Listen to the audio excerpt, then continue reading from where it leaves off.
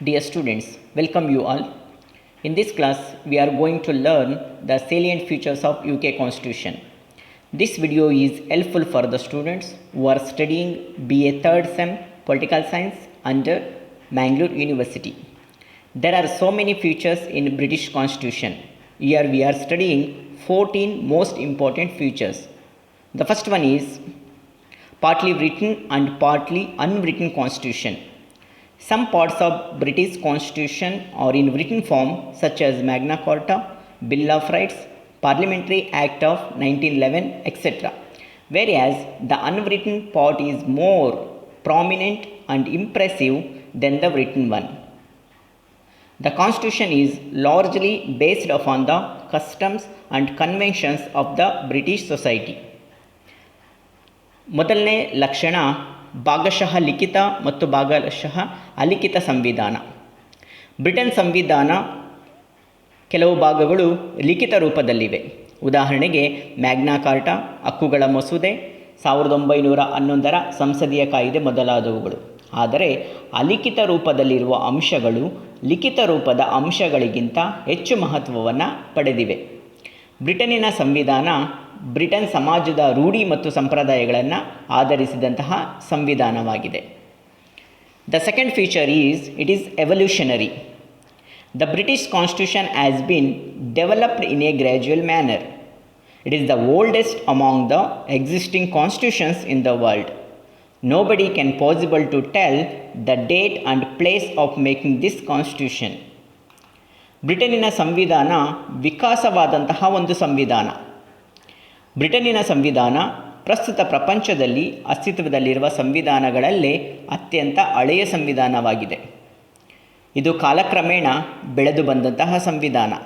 ಹೀಗಾಗಿ ಬ್ರಿಟನ್ನಿನ ಸಂವಿಧಾನ ಯಾವಾಗ ಅಂಗೀಕಾರವಾಯಿತು, ಜಾರಿಗೆ ಬಂದ ದಿನಾಂಕ ಯಾವುದು, ಸಂವಿಧಾನದ ರಚನಾಕಾರರು ಯಾರು ಎಂಬ ಯಾವುದೇ ಪ್ರಶ್ನೆಗೆ ಉತ್ತರ ದೊರೆಯುವುದಿಲ್ಲ. The third feature is it is a flexible constitution. A constitution which can be amended in the same way as ordinary laws are passed or amended is regarded as flexible. Parliament is sovereign in Britain. It can enact or amend all the laws whether it is ordinary or constitutional. ಬ್ರಿಟನ್ನಿನ ಸಂವಿಧಾನ ಒಂದು ನಮ್ಯ ಸಂವಿಧಾನ. ಸಾಮಾನ್ಯ ಕಾನೂನುಗಳನ್ನು ರಚಿಸುವ ವಿಧಾನದಲ್ಲೇ ಸಂವಿಧಾನವು ಸಹ ತಿದ್ದುಪಡಿ ಮಾಡಲು ಸಾಧ್ಯವಾದರೆ ಅಂತಹ ಸಂವಿಧಾನವನ್ನು ನಮ್ಯ ಸಂವಿಧಾನ ಎಂದು ಕರೆಯಲಾಗುತ್ತದೆ. ಬ್ರಿಟನ್ನಿನಲ್ಲಿ ಅಲ್ಲಿನ ಸಂಸತ್ತು ಪರಮಾಧಿಕಾರವನ್ನು ಹೊಂದಿದೆ. ಸಂಸತ್ತು ಯಾವುದೇ ಕಾನೂನನ್ನು, ಅದು ಸಾಮಾನ್ಯ ಕಾನೂನಾಗಿರಲಿ ಅಥವಾ ಸಂವಿಧಾನಾತ್ಮಕ ಕಾನೂನಾಗಿರಲಿ, ರೂಪಿಸುವ ಮತ್ತು ತಿದ್ದುಪಡಿ ಮಾಡುವ ಅಧಿಕಾರವನ್ನು ಹೊಂದಿದೆ. The fourth feature is there is difference between theory and practice in the Britain constitution. In British constitution it can be noticeable that there is A gap between constitutional theory and governmental practices. In theory all powers are vested with the crown, but in practice the crown has become merely a figurehead.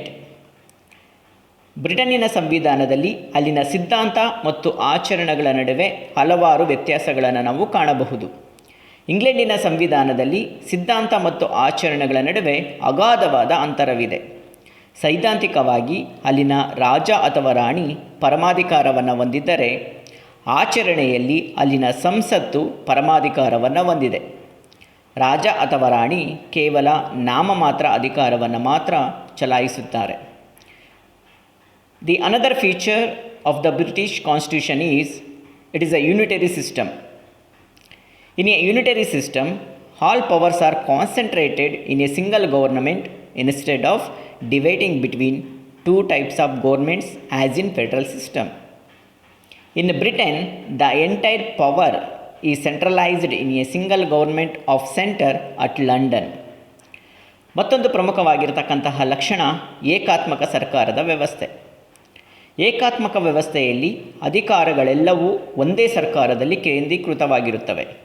ಇದಕ್ಕೆ ವಿರುದ್ಧವಾಗಿ ಸಂಯುಕ್ತ ವ್ಯವಸ್ಥೆಯಲ್ಲಿ ಅಧಿಕಾರವು ಎರಡು ರೀತಿಯ ಸರ್ಕಾರಗಳಲ್ಲಿ ಅಂದರೆ ಕೇಂದ್ರ ಮತ್ತು ರಾಜ್ಯ ಸರ್ಕಾರಗಳಲ್ಲಿ ಹಂಚಿಕೆಯಾಗಿರುತ್ತದೆ. ಆದರೆ ಇಂಗ್ಲೆಂಡಿನಲ್ಲಿ ಎಲ್ಲ ಅಧಿಕಾರಗಳು ಕೇಂದ್ರ ಸರ್ಕಾರದಲ್ಲಿ ಮಾತ್ರ ಕೇಂದ್ರೀಕೃತವಾಗಿವೆ. The sixth feature is rule of law. It means government of law against government of men. The three major implications of rule of law are: the first one, no one can be punished except for the breach of law. The second one is equality before the law. The third one is free access to courts to seek redress of grievances. British Constitution ensure all of these three features. ಬ್ರಿಟನ್ನಿನ ಸಂವಿಧಾನದ ಮತ್ತೊಂದು ಪ್ರಮುಖವಾಗಿರತಕ್ಕಂಥ ಲಕ್ಷಣ ಕಾನೂನಿನ ಆಳ್ವಿಕೆ. ಕಾನೂನಿನ ಆಳ್ವಿಕೆಯು ಕಾನೂನು ಆಧಾರಿತವಾದ ಆಳ್ವಿಕೆಗೆ ಮಹತ್ವವನ್ನು ನೀಡುತ್ತದೆಯೇ ವಿನಃ ವ್ಯಕ್ತಿಗಳ ಆಳ್ವಿಕೆಗಲ್ಲ. ಕಾನೂನಿನ ಆಳ್ವಿಕೆಯ ಮುಖ್ಯ ಅಂಶಗಳೆಂದರೆ: ಒಂದು, ಅಸ್ತಿತ್ವದಲ್ಲಿರುವ ಕಾನೂನನ್ನು ಉಲ್ಲಂಘಿಸದ ಹೊರತಾಗಿ ಯಾವುದೇ ವ್ಯಕ್ತಿಯನ್ನು ಶಿಕ್ಷಿಸುವಂತಿಲ್ಲ. ಎರಡನೇದಾಗಿ, ಕಾನೂನಿನ ಮುಂದೆ ಎಲ್ಲರೂ ಕೂಡ ಸಮಾನರು. ಮೂರನೆಯದಾಗಿ, ನ್ಯಾಯಾಲಯಗಳಲ್ಲಿ ನ್ಯಾಯವನ್ನು ಪಡೆಯಲು ಎಲ್ಲರಿಗೂ ಕೂಡ ಮುಕ್ತ ಅವಕಾಶವಿದೆ. ಬ್ರಿಟನ್ನಿನ ಸಂವಿಧಾನ ಈ ಎಲ್ಲ ಅಂಶಗಳನ್ನು ರಕ್ಷಿಸುವ ಮೂಲಕ ಕಾನೂನಿನ ಆಳ್ವಿಕೆಯನ್ನು ಪ್ರತಿಪಾದಿಸುತ್ತದೆ. The seventh feature is supremacy of the parliament. In Britain, there is no such thing as supremacy of constitution. Instead, the parliament is supreme. Parliament can enact any legislation, ordinary or fundamental. There is no authority above the parliament. No court can question the legality of its acts. There is no legal difference between constituent authority and law-making authority in England, as it exists in the United States or India. ಸಂಸತ್ತಿನ ಪರಮಾಧಿಕಾರ ಎಂಬುದು ಬ್ರಿಟನ್ನಿನ ಸಂವಿಧಾನದ ಮತ್ತೊಂದು ಪ್ರಮುಖವಾಗಿರ್ತಕ್ಕಂಥ ಲಕ್ಷಣವಾಗಿದೆ. ಇಂಗ್ಲೆಂಡಿನಲ್ಲಿ ಸಂಸತ್ತಿನ ಶ್ರೇಷ್ಠತೆ ಅಸ್ತಿತ್ವದಲ್ಲಿದೆಯೇ ಹೊರತು ಸಂವಿಧಾನದ ಶ್ರೇಷ್ಠತೆಯಲ್ಲ. ಇಲ್ಲಿನ ಸಂಸತ್ತು ಯಾವುದೇ ಕಾನೂನನ್ನು, ಅಂದರೆ ಅದು ಸಾಮಾನ್ಯ ಕಾನೂನಾಗಿರಲಿ ಅಥವಾ ಸಂವಿಧಾನಾತ್ಮಕವಾದಂತಹ ಕಾನೂನಾಗಿರಲಿ, ರಚಿಸುವಂತಹ, ತಿದ್ದುಪಡಿ ಮಾಡುವಂತಹ ಅಧಿಕಾರವನ್ನು ಹೊಂದಿದೆ. ಸಂಸತ್ತು ರಚಿಸಿದ ಕಾನೂನನ್ನು ಯಾವುದೇ ನ್ಯಾಯಾಲಯದಲ್ಲಿ ಪ್ರಶ್ನಿಸುವ ಹಾಗಿಲ್ಲ. ಅಂದರೆ ಇಲ್ಲಿನ ನ್ಯಾಯಾಲಯಗಳಿಗೆ ನ್ಯಾಯಿಕ ವಿಮರ್ಶೆಯ ಅಧಿಕಾರವೂ ಸಹ ಇಲ್ಲ. The eighth feature is England Constitution as parliamentary form of government. The parliamentary form of government in which one can observe the coordination between the legislature and the executive is distinct from the presidential system of USA type, in which based on the principles of separation of powers. Prominent features of parliamentary system of UK are: first one, the real executive consists of ministers who are also members of the legislature. They are individually and collectively responsible to the House of Commons. The second one is the birth, work and death of the real executive depends upon the legislature. ಸಂಸದೀಯ ಮಾದರಿಯ ಸರ್ಕಾರ ಬ್ರಿಟನ್ನಿನ ಸಂವಿಧಾನದ ಮತ್ತೊಂದು ಪ್ರಮುಖವಾಗಿರತಕ್ಕಂತಹ ಲಕ್ಷಣ. ಸಂಸದೀಯ ಮಾದರಿಯ ಸರ್ಕಾರದಲ್ಲಿ ಶಾಸಕಾಂಗ ಮತ್ತು ಕಾರ್ಯಾಂಗಗಳ ನಡುವೆ ಸಮನ್ವಯವನ್ನು ಕಾಣಬಹುದು. ಇದಕ್ಕೆ ವ್ಯತಿರಿಕ್ತವಾಗಿ ಅಧ್ಯಕ್ಷೀಯ ಮಾದರಿಯ ಸರ್ಕಾರ ಪದ್ಧತಿಯಲ್ಲಿ ಸರ್ಕಾರದ ಅಂಗಗಳ ನಡುವೆ ಅಧಿಕಾರದ ಪ್ರತ್ಯೇಕತೆ ಎಂಬುದು ಇರುತ್ತದೆ. ಬ್ರಿಟನ್ನಿನ ಸಂಸದೀಯ ಮಾದರಿಯ ಸರ್ಕಾರ ಈ ಮುಂದಿನ ಲಕ್ಷಣಗಳನ್ನು ಒಳಗೊಂಡಿದೆ. ಮೊದಲನೇದಾಗಿ, ನೈಜ ಕಾರ್ಯಾಂಗದ ಭಾಗವಾದ ಮಂತ್ರಿಗಳು ಶಾಸಕಾಂಗದ ಸದಸ್ಯರು ಕೂಡ ಆಗಿರುತ್ತಾರೆ.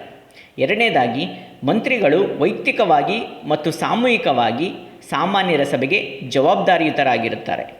ಮೂರನೆಯದಾಗಿ, ನೈಜ ಕಾರ್ಯಾಂಗ ಅಂದರೆ ಪ್ರಧಾನಮಂತ್ರಿ ಮತ್ತು ಮಂತ್ರಿಗಳನ್ನು ಒಳಗೊಂಡಿರುವಂತಹ ನೈಜ ಕಾರ್ಯಾಂಗದ ಅಳಿವು ಮತ್ತು ಉಳಿವು ಸಾಮಾನ್ಯರ ಸಭೆಯನ್ನು ಅವಲಂಬಿಸಿರುತ್ತದೆ. Another feature is bicameral legislature. British Parliament consists of two houses, that is House of Commons and House of Lords. House of Commons, which is also called as lower house, consists of members who are elected directly by the people. House of Lords is hereditary chamber. The House of Commons is much more powerful than the House of Lords. ದ್ವಿಸದನ ಶಾಸಕಾಂಗ. ಬ್ರಿಟನ್ ದೇಶದ ಸಂಸತ್ತು ಸಾಮಾನ್ಯರ ಸಭೆ ಮತ್ತು ಶ್ರೀಮಂತರ ಸಭೆ ಎಂಬ ಎರಡು ಸದನಗಳನ್ನು ಒಳಗೊಂಡಿದೆ. ಸಾಮಾನ್ಯರ ಸಭೆ ಸಂಸತ್ತಿನ ಕೆಳಮನೆಯಾಗಿದ್ದು, ಇದರ ಸದಸ್ಯರು ಜನರಿಂದ ನೇರವಾಗಿ ಚುನಾವಣೆಯ ಮೂಲಕ ಆಯ್ಕೆಯಾಗುತ್ತಾರೆ. ಶ್ರೀಮಂತರ ಸಭೆಯು ಅನುವಂಶೀಯ ಸದಸ್ಯರನ್ನು ಹೆಚ್ಚಾಗಿ ಒಳಗೊಂಡಿದೆ. ಸಾಮಾನ್ಯರ ಸಭೆಯು ಶ್ರೀಮಂತರ ಸಭೆಗಿಂತ ಹೆಚ್ಚು ಅಧಿಕಾರಗಳನ್ನು ಹೊಂದಿದೆ. The 10th feature is by-party system. The two political parties, that is Conservative and Labour parties, have played pivotal role in the British politics for more than 3 centuries. ದ್ವಿಪಕ್ಷ ವ್ಯವಸ್ಥೆ ಎಂಬುದು ಬ್ರಿಟನ್ ಸಂವಿಧಾನದ ಮತ್ತೊಂದು ಪ್ರಮುಖವಾಗಿರತಕ್ಕಂಥ ಲಕ್ಷಣ. ಬ್ರಿಟನ್ ದೇಶದಲ್ಲಿ ಎರಡು ರಾಜಕೀಯ ಪಕ್ಷಗಳು ಅಂದರೆ ಲೇಬರ್ ಪಕ್ಷ ಮತ್ತು ಕನ್ಸರ್ವೇಟಿವ್ ಪಕ್ಷ ಪ್ರಾಬಲ್ಯವನ್ನು ಸಾಧಿಸಿವೆ. ಸುಮಾರು 3 ಶತಮಾನಗಳಿಂದ ಎರಡು ಪಕ್ಷಗಳು ಬ್ರಿಟನ್ ರಾಜಕೀಯ ವ್ಯವಸ್ಥೆಯಲ್ಲಿ ಪ್ರಮುಖ ಪಾತ್ರವನ್ನು ವಹಿಸುತ್ತಿವೆ. There is a blend of monarchy, aristocracy and democracy in the British Constitution. British Constitution has harmoniously blended with itself the three somewhat irreconcilable features of monarchy, aristocracy and democracy. The king represents the monarchy. House of Lords is the aristocracy representing the lords and nobles of the land. The House of Commons is the democracy representing the people of the land. ಬ್ರಿಟನ್ನಿನ ಸಂವಿಧಾನ ರಾಜಪ್ರಭುತ್ವ, ಶ್ರೀಮಂತರ ಪ್ರಭುತ್ವ ಮತ್ತು ಪ್ರಜಾಪ್ರಭುತ್ವಗಳ ಒಂದು ಮಿಶ್ರಣವಾಗಿದೆ. Britain ದೇಶದ ಸಂವಿಧಾನ ರಾಜಪ್ರಭುತ್ವ, ಶ್ರೀಮಂತರ ಪ್ರಭುತ್ವ, ಪ್ರಜಾಪ್ರಭುತ್ವ ಈ ಮೂರರ ಲಕ್ಷಣಗಳನ್ನು ಅತ್ಯುತ್ತಮವಾಗಿ ಸಂಯೋಜಿಸಲಾದ ಒಂದು ಸಂವಿಧಾನವಾಗಿದೆ. ಬ್ರಿಟನ್ನ ರಾಜ ಅಥವಾ ರಾಣಿ ಪ್ರಜಾಪ್ರಭುತ್ವವನ್ನು ಪ್ರತಿನಿಧಿಸಿದರೆ, ಶ್ರೀಮಂತರ ಸದನ ಶ್ರೀಮಂತರ ಪ್ರಭುತ್ವವನ್ನು ಹಾಗೂ ಸಾಮಾನ್ಯರ ಸಭೆ ಪ್ರಜಾಪ್ರಭುತ್ವವನ್ನು ಪ್ರತಿನಿಧಿಸುತ್ತದೆ. We can see the principle of checks and balances in the British Constitution. Let us see the checks and balances among the judiciary, the parliament and the executive. The British Parliament can pass a law, but it cannot be enforced unless and until it is approved by the monarch. Parliament has the power to remove the real executive by passing the vote of no confidence. Prime Minister, who is the part of executive, has the power to get the House of Commons dissolved. Judges are appointed by the executive, but once appointed, they cannot be dismissed by it. Judges can criticize the arbitrary use of the power by the executive. ತಡೆ ಮತ್ತು ಸಮತೋಲನ ತತ್ವ ಎಂಬುದು Britain ಸಂವಿಧಾನದ ಮತ್ತೊಂದು ಪ್ರಮುಖವಾಗಿರತಕ್ಕಂತಹ ಲಕ್ಷಣವಾಗಿದೆ. ಸಂಸತ್ತು ಮತ್ತು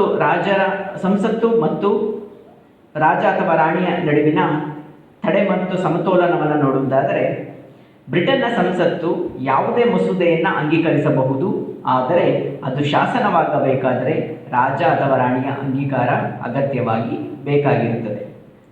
ಸಂಸತ್ತು ಮತ್ತು ಕಾರ್ಯಾಂಗದ ನಡುವಿನ ತಡೆ ಮತ್ತು ಸಮತೋಲನವನ್ನು ನೋಡುವುದಾದರೆ, ಸಂಸತ್ತು ಅವಿಶ್ವಾಸ ನಿರ್ಣಯದ ಮೂಲಕ ನೈಜ ಕಾರ್ಯಾಂಗವನ್ನು ಅಂದರೆ ಪ್ರಧಾನಮಂತ್ರಿ ಮತ್ತು ಮಂತ್ರಿಗಳನ್ನ ಒಳಗೊಂಡಂತಹ ನೈಜ ಕಾರ್ಯಾಂಗವನ್ನು ಅಧಿಕಾರದಿಂದ ಕೆಳಗಡೆ ಇಳಿಸಬಹುದು.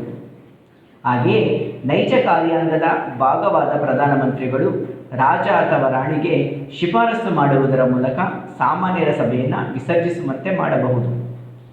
ಇನ್ನು ಸಂಸತ್ತು, ಕಾರ್ಯಾಂಗ ಮತ್ತು ನ್ಯಾಯಾಂಗಗಳ ನಡುವಿನ ತಡೆ ಮತ್ತು ಸಮತೋಲನವನ್ನು ನೋಡುವುದಾದರೆ, ನ್ಯಾಯಾಧೀಶರು ಕಾರ್ಯಾಂಗದ ಮೂಲಕ ನೇಮಕವಾಗುತ್ತಾರೆ.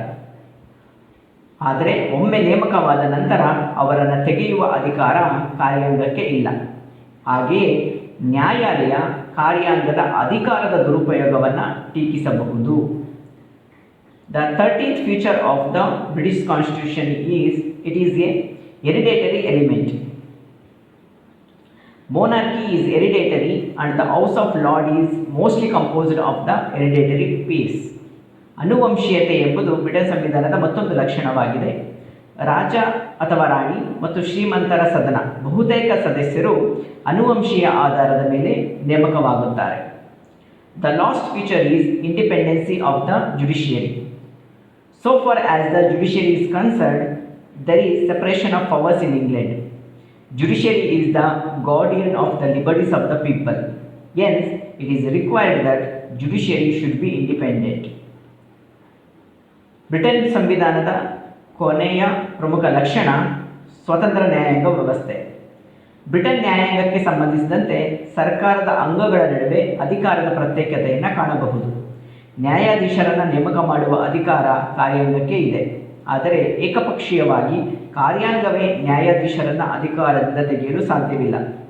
ಬಹಳ ಗಂಭೀರ ಸ್ವರೂಪದ ದುರ್ವರ್ತನೆಯ ಆಧಾರದ ಮೇಲೆ ಎರಡೂ ಸದನಗಳ ಒಪ್ಪಿಗೆಯ ಕಾರ್ಯವಿಧಾನಕ್ಕೆ ಅನುಗುಣವಾಗಿ ಮಾತ್ರ ನ್ಯಾಯಾಧೀಶರನ್ನು ಪದಚ್ಯುತಿಗೊಳಿಸಬಹುದು. ಸಂವಿಧಾನದ ಈ ಅವಕಾಶಗಳು ನ್ಯಾಯಾಂಗದ ಸ್ವತಂತ್ರತೆಯನ್ನು ಪ್ರತಿಬಿಂಬಿಸುತ್ತವೆ. ಅಲ್ಲದೆ ಇಲ್ಲಿನ ನ್ಯಾಯಾಂಗವು ಜನರ ಹಕ್ಕುಗಳನ್ನು ರಕ್ಷಿಸುವ ಜವಾಬ್ದಾರಿಯನ್ನು ಹೊಂದಿದೆ.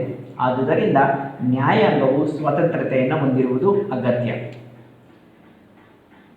So up to now we have discussed most prominent features of the British Constitution.